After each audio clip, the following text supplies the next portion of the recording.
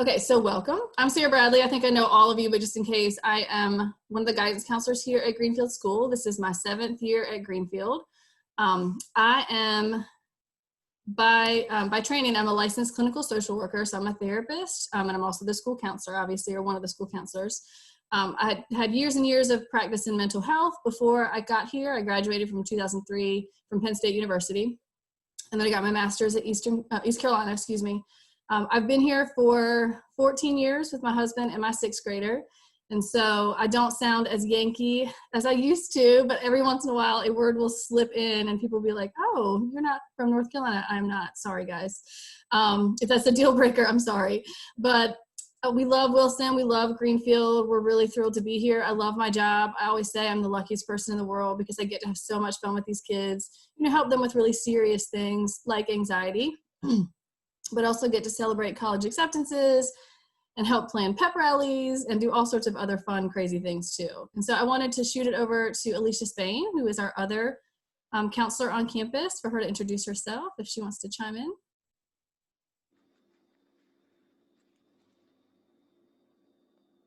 I'm Alicia Spain, and this is my first year at Greenfield, but I have 10 years in education, ranging from college admissions to school counseling, and I'm actually certified as a school counselor. That's what my master's degree is in. My family and I recently moved back to Wilson from Oklahoma. I think we've almost celebrated a month in our new home here in Wilson. So. And I also have 10 years of prior experience in child mental health, ranging from group homes to case management and the oversight of mental health, child mental health. We are so glad that she is here. So full disclosure, not only do I help kids with anxiety, but I also have a 6th grader with anxiety. I'm pretty open and transparent about that because I just believe in that. It's nice to talk to somebody who's walked the walk and is not just talking the talk. I know this is hard. If your student is struggling with this, it doesn't have to be this way. Maybe the way that I always explain it is maybe they are bent this way. We're all bent a little bit differently, right? Like some of us have a little bit more of an Eeyore in us, like we get a little depressed a little bit easier. Some of us get a little bit more anxious easier. And some of us, like Brad was saying earlier, some of us are just so chill and nothing really gets to us. That's my husband. He's just so, nothing really ever bothers him. And so it's okay. Things can get better, but I know what it feels like to not just be the counselor that's treating this, but also the parent that's going through this. And so my daughter was diagnosed when she was in 1st grade. So I know it's tough, but like I said, it can get better. So I'm going to share my screen. I have a little presentation for you guys. Can everybody see that? Head nod. Okay, good. All right, so let me make it big. Y'all bear with me, technology. All right, so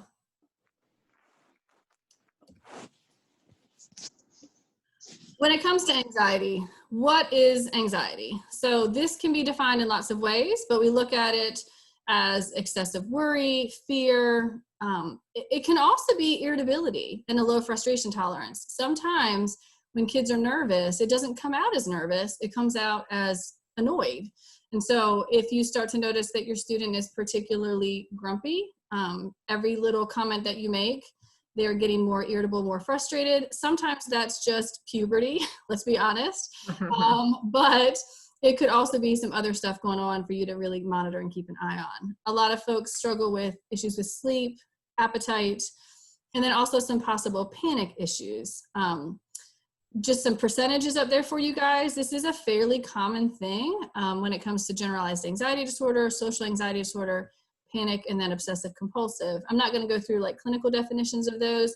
Our role at Greenfield, Alicia and I's role, is not to diagnose. It's not to label children. It's to recognize symptoms. And I think we're all so blessed that we have such amazing teachers here who don't just teach you English. They really do teach the total student. They look and make sure that our kids are happy. They are sitting with friends. They are, getting along with others, that they seem to be not just doing well academically, but they are thriving and happy. That's one of the beautiful things about Greenfield is we really pride ourselves on that. We have a pretty strong guidance program. I don't know about you guys, but I had no idea who my guidance counselor was in middle school or in high school when I was applying to college. And so that is super important to me, that all of the children have a relationship with Alicia and I. All of the teenagers have my cell phone. They will text me. Parents will text me. I want that relationship because it's really hard to parent in 2020. It's hard to parent anyway, but it's especially hard lately. And I'd rather parents just reach out and we talk it out. We all have a village. I have a village. Alicia has a village. And so we get that sometimes you just need to talk it out. And that's what we're here for. When it comes to physical symptoms, I'll be honest, a lot of kids are not great at talking about their feelings. Shocker, right? But a lot of kids are not good at talking about their feelings. It comes out in what we call psychosomatic complaints. And so I'm not a huge fan of WebMD when it comes to this stuff, but I really did like this graphic because I think it explained it very well. If your student is starting to complain about a lot of headaches, tension in their neck, tension in their shoulders, they feel lightheaded, those are physical complaints. And don't get me wrong, they're not faking it. They really are physically feeling those feelings. And so what you need to keep an eye on is there a physical reason for their symptoms, or is this a mental health reason for their symptoms? Sometimes our brain is really good at convincing our body that something is wrong. A lot of kids struggle with being really sleepy. They have backaches, nightmares, trouble sleeping. Eating habits, that's a big one. Getting nauseous, throwing up, eating too much, eating not enough, any kind of change in those habits. A lot of stomach aches. A lot of times kids will say, my stomach hurts so bad, and sometimes parents will even take them to the doctor, to the pediatrician, to the emergency room even, thinking, oh my goodness, is this like appendicitis? Like, is something going on here? They really are feeling those feelings. It's more in their head though, and it's more mental health related as opposed to physically related. And y'all just jump in if you do have questions. You're certainly welcome to. That's how I want to structure this. Just note that I cannot see the chat right now, and so if you're chatting, I will answer those once I stop sharing my screen, just because when I go full screen with this, I can't see the chat. So, like I just said, this very much is a brain-body connection, and I think this is important for parents to understand. I can remember my husband Jeff and I getting really frustrated with Grace, our daughter, because we were like, what's the problem? Everything is fine. You are safe. You are good. You're doing fine in school. What's the issue? And I'm a therapist and I know better. And yet I still had a lot of those feelings, but it is such a kind of primal thing that's happening in their body. So we have this part of the brain called the amygdala. It is very primal. It is back from caveman days when we were like running away from a saber-toothed tiger or trying to keep ourselves from falling off a cliff in the dark. I mean, it really is, it feels that big and scary when kids are having anxiety and panic issues. It feels as if a saber-toothed tiger is right around the corner.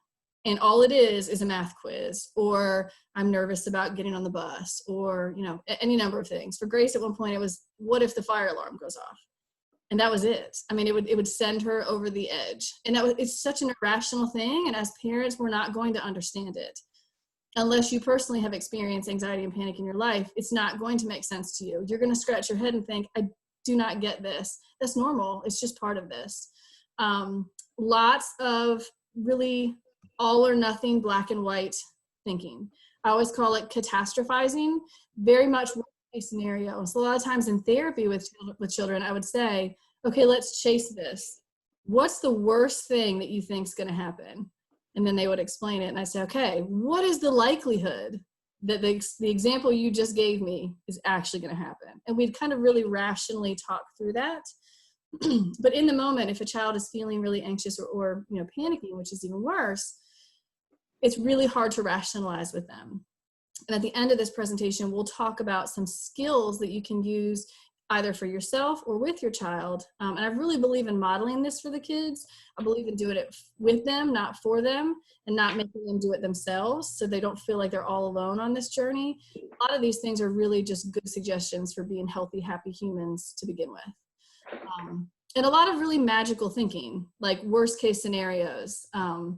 It's kind of like that Disney effect. Like, we'd love to believe that the best case scenario would happen, but sometimes kids go to the opposite and they think, a dragon is going to come from the sky is what it feels like. Okay. And so what happens in our body, we have this thing called a sympathetic nervous system and a parasympathetic nervous system. And the way that I explain this in AP Psych, I think I have some of your kids in AP Psych, is that the parasympathetic is like our parachute. So as we're jumping out of an airplane, the first 90 seconds are pure terror, right? Like our heart is racing, our pupils are dilated. We feel like we're gonna pee our pants, which is literally one of the symptoms here. I mean, you feel like you're gonna die, but then the parachute kicks in and then you float gently and calmly to the earth, but it takes you a while to calm down. For whatever reason, kids with anxiety have a really overactive sympathetic nervous system. Everything or many things feel like jumping out of an airplane. So like just getting in line at summer camp to pick their cabin feels like jumping out of an airplane. And so that's just the easiest example I can give you guys. I know that feels dramatic, but that's how it feels in their body. And that's actually what their body's doing. So what we have to help our kids understand is how do we counterbalance that, right? So how do we, if our brain is convincing our body that we're jumping out of an airplane, how do we convince our body to calm down? And that's really, I think, the key in a lot of ways. All right. Hang on, y'all. There, oh, just kidding. There we go. I lost my arrows. All right, so why are our kids more anxious than ever before? I actually, full disclosure, I made this presentation probably 2 or 3 years ago. And so this year, especially with COVID, everything that's going on in the world, it is particularly anxiety provoking. I will say that Alicia and I are addressing more anxious kids than ever before. And it's only the first 6 weeks of school. Obviously that's going to affect things. However, I think sometimes the way that we approach this as parents can also impact that. And please don't misunderstand what I'm saying. I'm certainly not blaming parents for anxious kids, but how we choose to respond to their anxiety can either help them realize that it's going to be okay and I can work through this, or it feels even bigger than before. And so I think we have to be careful about that. I always try to say, you know, our kids take our cues from us. It's kind of like when they're little and they fall down at the playground and they have skin their knees. If you freak out and are like, oh my God, there's blood, right? It starts sobbing and falls apart. Whereas if you're like, everything is fine, it's going to be okay, let's go get a Band-Aid, let's wash it off. You get to pick what Band-Aid you want. Do you want Scooby or do you want Minnie Mouse or whatever? The kid calms down. They still feel the feelings, don't get me wrong, but they can work through it in a much more healthy way. And so I think sometimes it's easy to remember that when they're little, but it's important to still have that mindset and that approach as they get older, because we don't want our kids to feel bad. The reality is sometimes our kids are going to feel bad. I think that struggle and feeling these difficult feelings has become like this bad word or this really terrible thing in our minds. It doesn't have to be.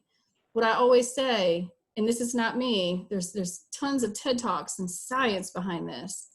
Our kids' ability to have grit and resilience, so that ability to really dig in and hang in there even when things are tough, that is the single biggest predictor of their success in life. It's not how smart they are. It's not where they live. It's not where they go to school. It's not really any of these things. It's are they willing to work and dig in when things are tough? And so it's so important. We struggle with this, I think, just as a society right now. We don't want our kids to. I'm in real quick on that. Yes, please.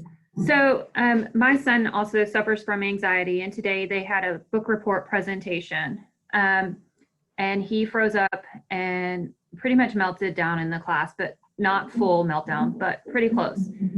And through email with his teacher and his dad, we were talking and came up with a solution, but and the solution is to record his presentation for the class to see and then work towards a live presentation. But I think like finding that balance, right now dad feels like we're saving him and he really needs to try, where I'm like, today he tried. We're going to proceed with the recording and then we're going to keep working towards it. But he did get up there. He did try, you know, and finding that balance in recognizing those feelings and working through it and not pushing too hard one way or the other, I think is important. Yeah, one step at a time, for sure. Yep. So this one just cracks me up. We have very different parenting than our parents did. And I love this. You know, don't be so hard on yourself. The mom in ET had an alien living in her house for days and never noticed. And it's like, if you think about the way that our parents parented, and maybe your parents were different than mine, but you know, we were very much like, I love this picture of the kid jumping the ramp. Like, I definitely had that ramp in my backyard. And so I think there's something to be said for that, finding that balance. And that's kind of what Alicia's talking about, is finding that balance between totally hands-off parenting, which is like, there's an alien and I didn't even know, and doing too much to where we're doing it for them. I think when we try to rescue them, it gives them the idea that we don't think you can handle this. And even if we don't say that, that's what we're saying. And so it's that tightrope of trying to balance those two factors, right? Like not being too hands-off, but not being too hands-on. And that's tricky. And it's going to be a case-by-case basis. So this picture kills me. Whatever you do, don't be like the chicken people. So I love this study. I always like to base everything that I recommend and say in science and facts and evidence-based. So there was this study where they looked at the productivity of chickens. And they tried to put, y'all are like, where are you going with this, Bradley? They tried to put the chickens together that were the most productive, that had the most eggs, so that they could make, you know, more productive chickens. They thought, if we put all the productive chickens together, we'll have even more eggs. And we're going to have this like super group of chickens that are going to push each other to have more eggs, and all is going to work out well. Well, here's what actually happened.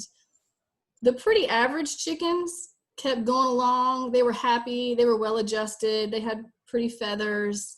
They made some good eggs, and everything was fine. The productive chickens that all got stuck together and were pushed to be more productive started pecking each other to death. Like, feathers came out. They were haggard. They were unhappy. They were not happy chickens. And so my point in saying that is, it is never too late to renegotiate. It is never too late to kind of reassess what's going on at home. If you guys are doing too much, and I'm not assuming that you are, but my husband and I on a regular basis have the conversation of, is this too many activities? Can she still just be a kid and like play in her room and be bored sometimes? We don't want overproductive chickens. We don't want kids who feel like they are pushed from 7 a.m. or 6:30 a.m. all the way until 11 o'clock at night, because it's not good for them. They start to feel like that chicken right there. They give you that look. You guys might have seen that look right there. And so just be mindful of that. And that's that balance between 70s parents and 2020 parents. I know kids want to do activities, but sometimes as parents, we have to say, you're already doing a lot of activities. Let's plan out the week. Let's look at what that's going to look like. I really feel like you need some time to just be a kid. There is so much value in just being a kid sometimes and being a little bored. All right, so all that's great. All good information. What do we actually do as parents? So I'm going to skip this activity because that's more of a in-person activity, but let them fail, let them fall, grit and resilience. I know that this is so counterintuitive to our mom and dad hearts. I know that it's hard to look at your kid and say, you have to try these things. You have to, like Alicia was just saying, you have to stand up. Eventually, you're going to have to do a presentation in front of your friends. I will never forget, in the middle of Grace's anxiety, dropping her off at a summer camp. It was just a day camp. It was just from 9 to 12. And she had this massive look of panic in her eyes.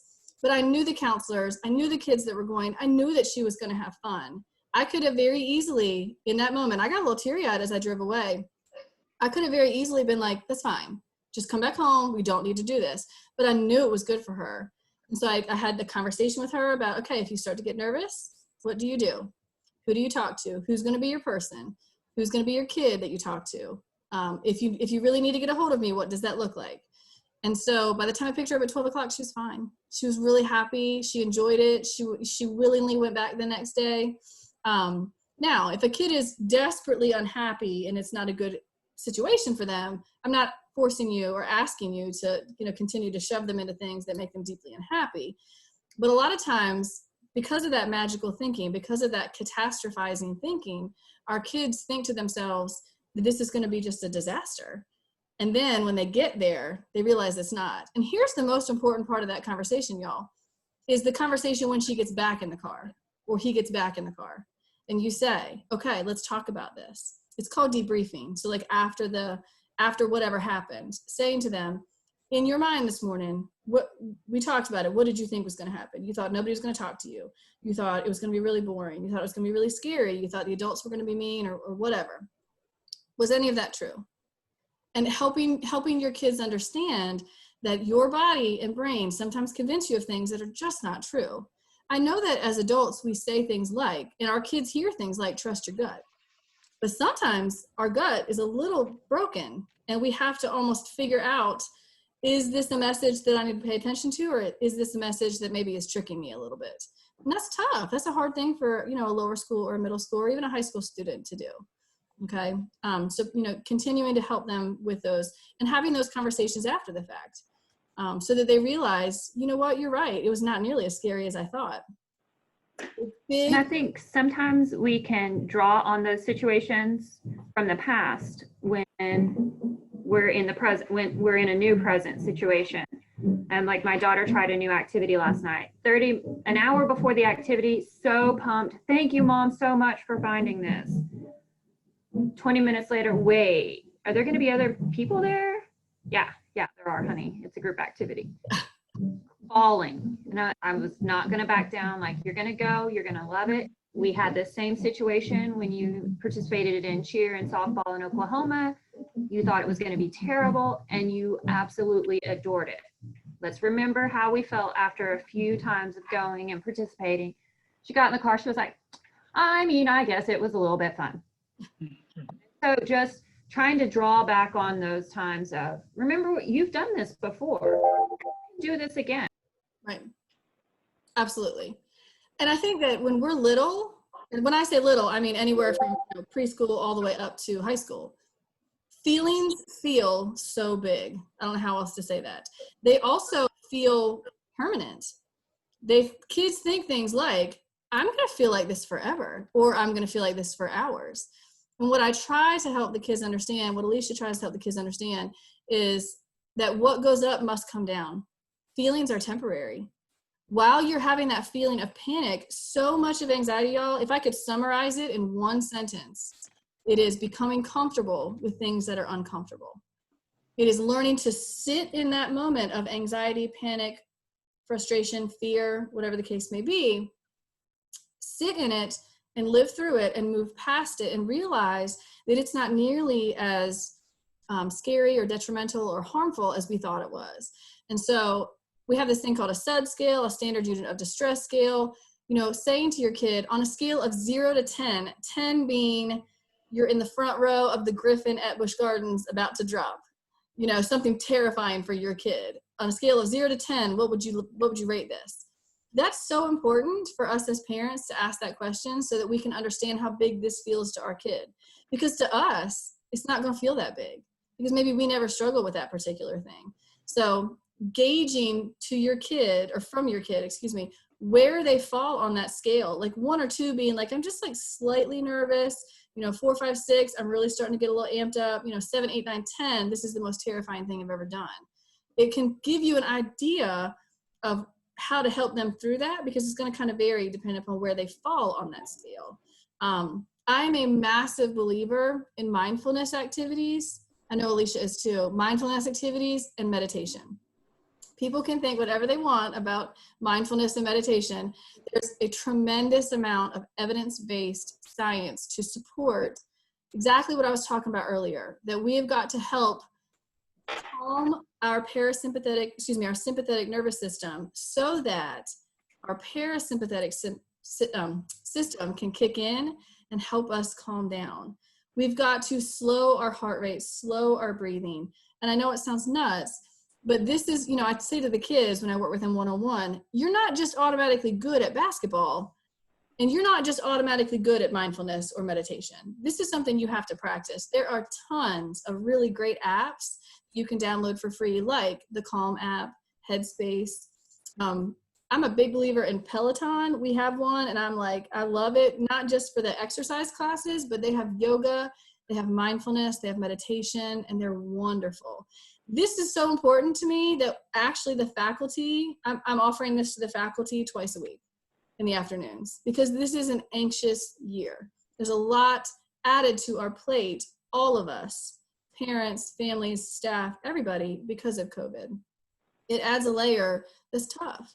There's also some books that are great, and if you would like referrals for that, so what's going to happen is I'll send out all the information we talked about today in Nightline this weekend, and I'll include some references for some books, going through books with kids to help them see that you're not the only kid that feels this way. Lots and lots of kids feel anxious. Lots of adults feel anxious. Sometimes it's a phase, and I mean that sincerely. Sometimes it's a hiccup or a speed bump. Sometimes, though, it gets a little bit more dug in.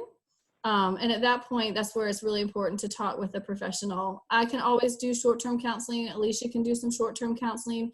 Where we step out is where we realize this is no longer a phase. This is truly getting a little more dug in.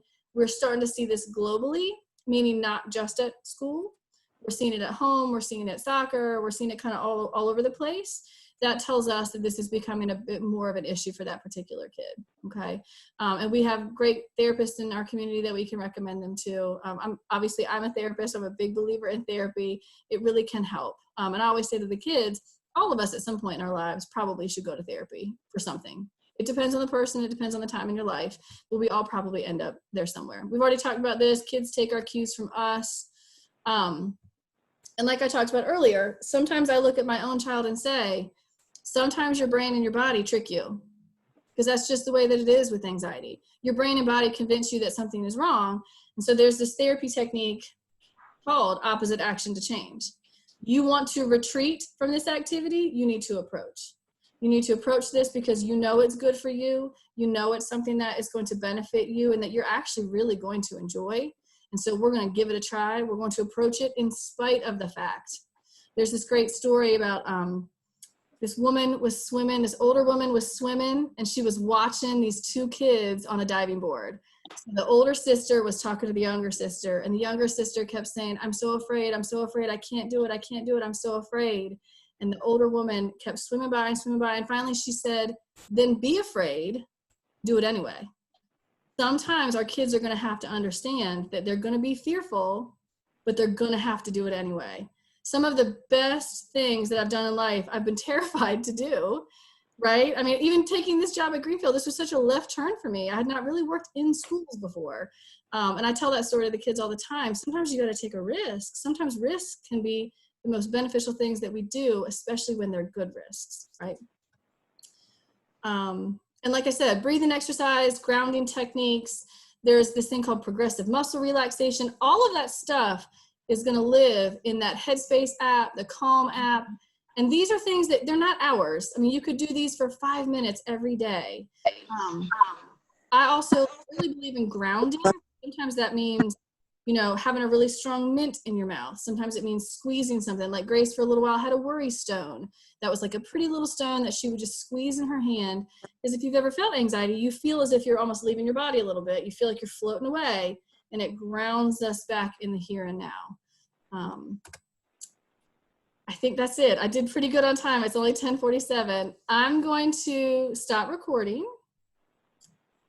And then if there are specific questions, Alicia and I will be glad